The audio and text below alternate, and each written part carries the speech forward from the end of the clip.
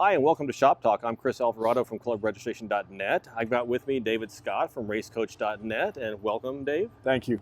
Thank you for having me. Glad you could join us. Glad I could be here. Tell me about RaceCoach. What do you got going on? So, RaceCoach is a race driving and coaching service that I do full time since I've retired from professional racing. And I work with experienced drivers and racers, amateurs and professionals around the United States and Canada, helping them be more effective drivers, more effective competitors, safer, faster, help them accomplish their goals, and in ways that allow them to have higher skill levels, not just at a particular location, but at a wide variety of tracks that are it doesn't matter what vehicle they're in or which track they're at, that they have skills that they can use wherever they go. Do you have any particular area of the country you work in? No, I go wherever the client is. Coast to coast, huh? Yeah, I'm based in the central part of the country, and it's easy to get to the West Coast, the East Coast, Southeast, Midwest, etc. Yeah. What's your personal favorite track? Watkins Glen. Watkins Glen. Yes. I've heard wonderful things about the Glen. I have not yet been there. And that's despite the fact that my home track is Circuit of the Americas in Austin, which is a wonderful track. But Watkins Glen has been my favorite since my first laps there.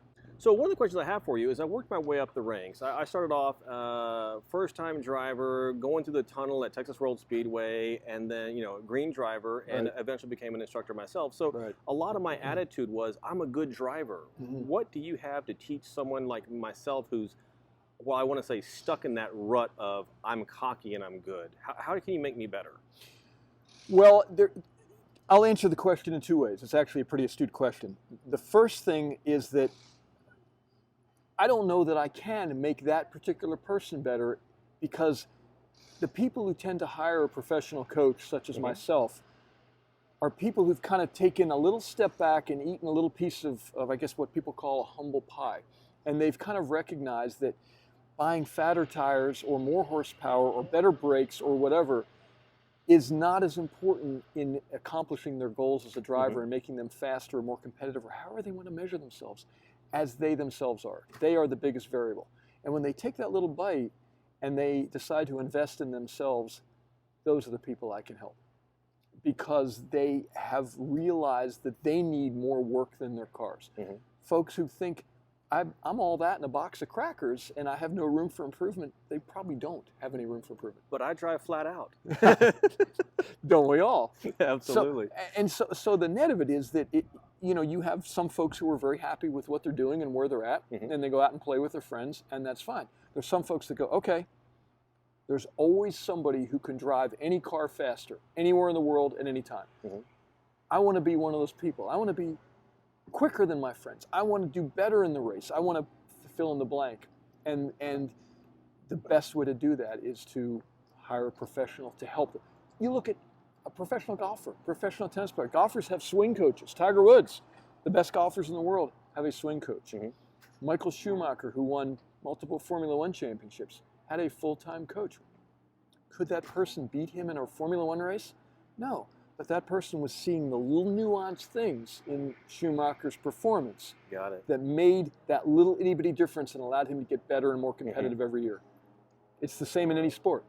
I've seen a lot of people sell what I would call a very high caliber car, your Porsche GT3s, and then we'll say downgrade. It's kind of a bad term in the industry, but to say they move down into a low horsepower car like a Miata, maybe a Honda 2K or something like that. What do you think about that? Should they have stayed, I mean, money aside, should they have stayed in the higher class car? I mean, because the people who have told me they do this say, oh, I want to learn to drive again. So they go into a slower car. Well, I have a couple thoughts. I think from a learning point of view, it's an excellent idea. There's an old adage that actually is true that says, if you can learn to drive a slow car fast, you can drive any car fast. When we have a lot of horsepower and big fat tires and all sorts of wings and electronics, oftentimes that horsepower, that straightaway speed, or that mechanical grip hides mistakes we make. We all make mistakes.